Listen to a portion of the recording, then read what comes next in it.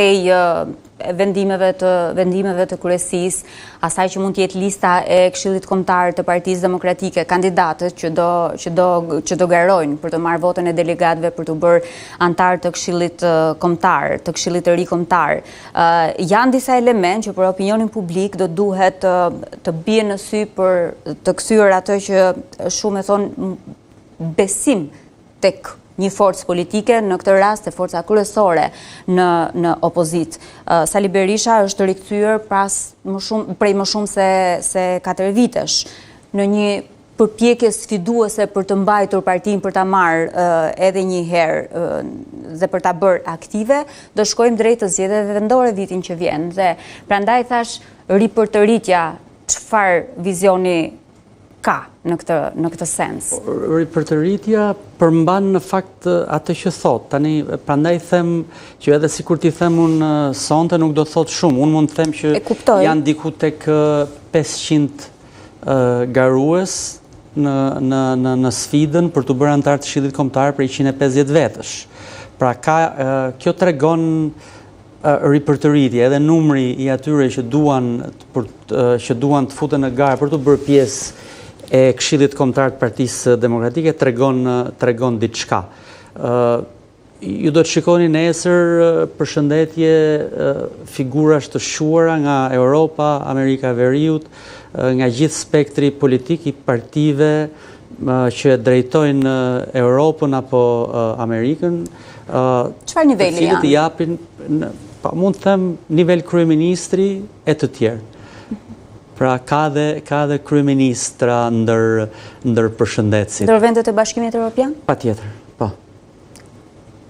Ka nga Amerika, nga Kanadaja, nga Europa, vendet e Bashkimit Evropian, pra deri tek niveli i kryeministit. Pra edhe kjo. Se ky është lajm për nesër për shembull, se lajmi pas ditës ishte stresi që edhe kjo tregon e konfirmoi publikisht që do të jetë kandidat. Stresi është demokrat i të gjitha orëve, të para dhe të fundit, kështu që ai gjithmonë është i mirëpritur, është një artistët i cili nuk e ka ndruar faqen, s'ka ndruar besimin, ka ndruar vetëm tekstet e këngëve të tij, po kjo është pjesë e të qenit artist, kështu që një ndër të cilat mos u dorëzo është ajo. Edhe stresi përbën lajmin e vet, është lajm në vetvete kur i ri besnik asaj që ai beson, dhe për këtë ka falënderimet e mia, se ne kemi parë shumë artistë që i kanë kënduar të gjitha koncertet e gjitha partive, po stresi ka ndetë tek një parti, ka ndetë tek bluja.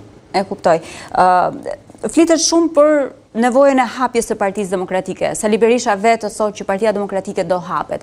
Sipas jush, cilët janë mekanizmat që e hapin forcën kryesore në opozitë dhe si bëhet ajo tërheqëse për këtë hapje?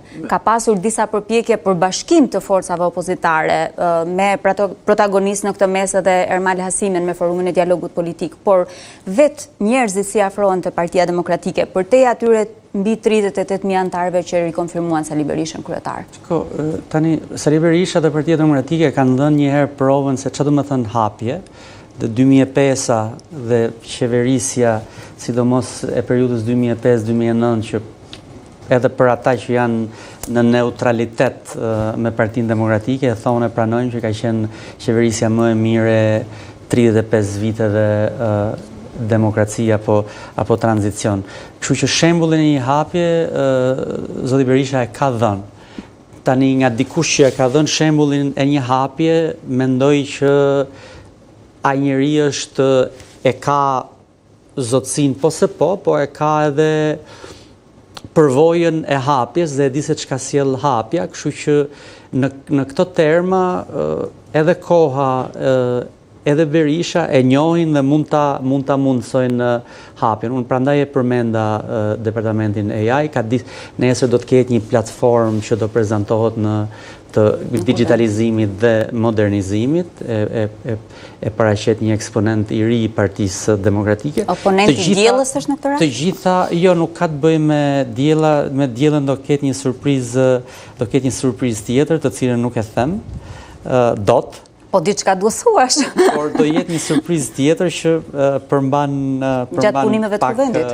Po, përmban pak edhe anti-diell, jo diell, po anti-diell, jo në kuptimin e diellit solar të sistemit, po të diellës së Ramës, e cila ka qëlloj një xhublet dhe një veshje popullore dhe një aktore e cila i hodhin e gjyq krejt bosh. Aktoreja s'është bosh, është në të, por xhubleta dhe veshja popullore qëlluan bosh sepse u deshën disa milion euro për të prodhuar një hiç mos gjë të madhe, diçka që nuk funksionon, dhe po edhe këtu është ripërtëritja, jo vetëm e Partisë Demokratike, po edhe sensit të bërit shtet.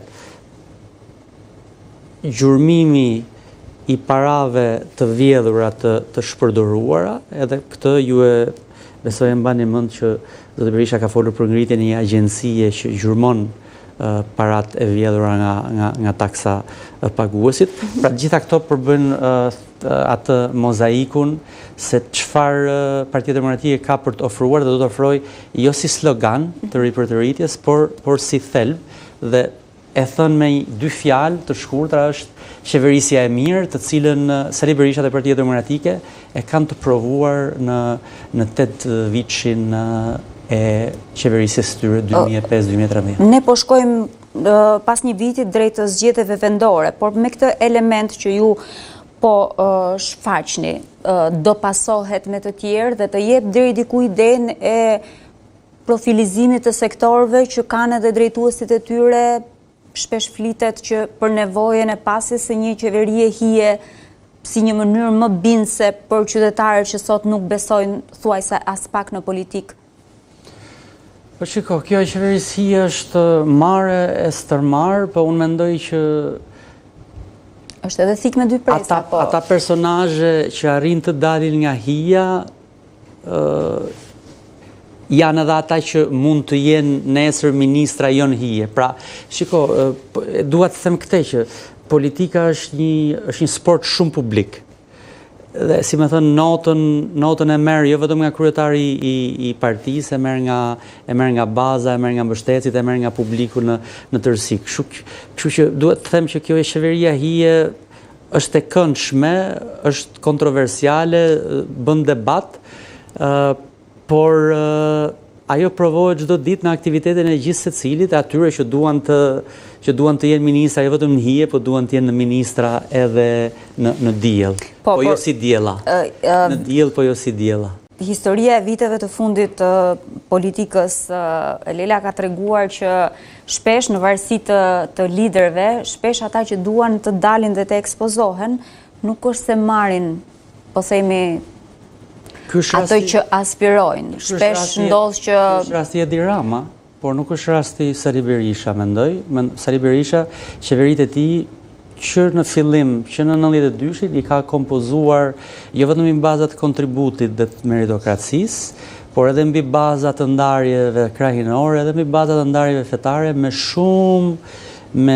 milimetrit të kujdesit.